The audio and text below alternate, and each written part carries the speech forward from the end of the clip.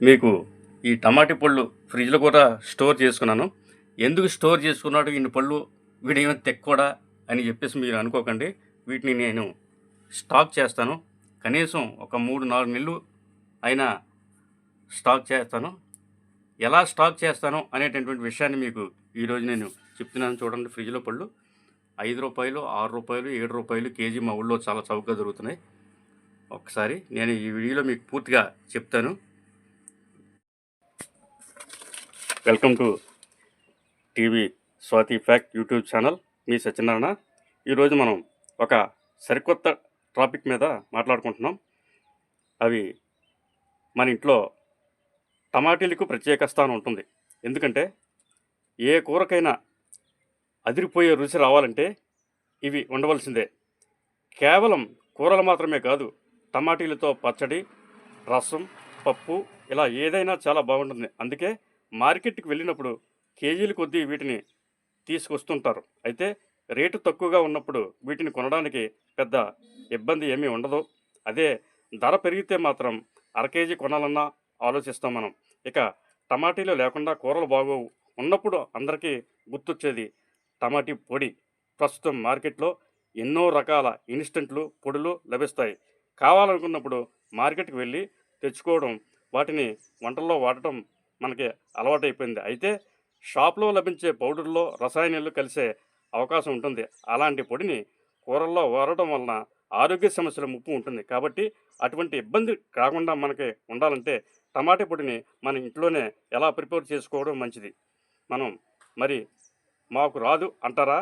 Don't worry. కేవలం ఈ simple ట్రిప్స్తో పాటించి మన ఇంట్లోనే న్యాచురల్గా హెల్తీగా టమాటా పొడిని ప్రిపేర్ చేసుకోవచ్చు. పైగా ఈ పద్ధతిలో చేసుకుంటే నెలల పాటు తాజాగా ఉంటుంది. మరి లేట్ చేయకుండా టమాటా పొడి ప్రిపరేషన్ ఈ స్టోరీలో చూద్దాం.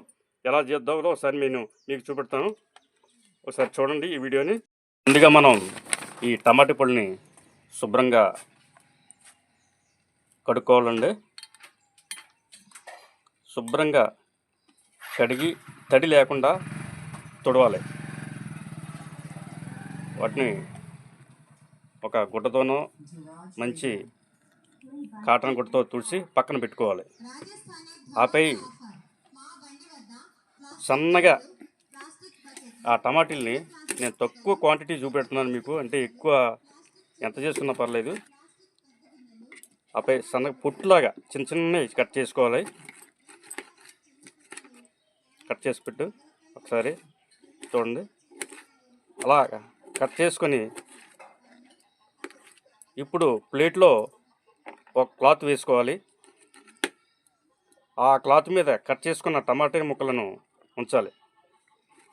అంటే మీరు నేను చెప్పినవన్నీ చేయండి. వీటికి అంటే ఎక్కువ టైం తీసుకుంటుంది అవన్నీ చేస్తూ ఉంటే. అందులో ఉన్న నీరు పక్కకు తీసేయండి. ప్లేట్లో క్లాత్ వేసుకోవాలి. ఆ క్లాత్ మీద కట్ చేసుకున్న టమాటా ముక్కలను ఉంచాలి. ఈ టమాటా ముక్కలను పగలు ఎండలో, రాత్రికి ఫ్యాన్ కింద 3 రోజులు అవి పూర్తిగా ఎండే వరకు ఉంచుకోవాలి. పగల ఎండలో, రాత్రికి ఫ్యాన్ కింద 3 రోజులు ఎండబెట్టుకోవాలి. తడి లేకుండా పూర్తిగా ఎండిపోయిన తర్వాత మిక్సీ జార్లో వేసి మెత్తగా గ్రైండ్ చేసుకోవాలి. ఇలా ఎండిన టమాటా ముక్కలు మొత్తం గ్రైండ్ చేసుకోవాలి.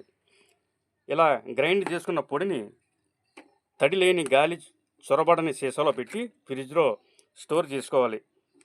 ఒక్కసారి ఇలా ఈ పొడి చేసుకొని పెట్టుకున్నారంటే మనకు తరచూ టమాటాలు కొనే పని లేకుండా ఉంటుంది. ఈ పొడిని రసం, సాంబారు, కూర ఎందులోనైనా వేసుకోవచ్చు. పైగా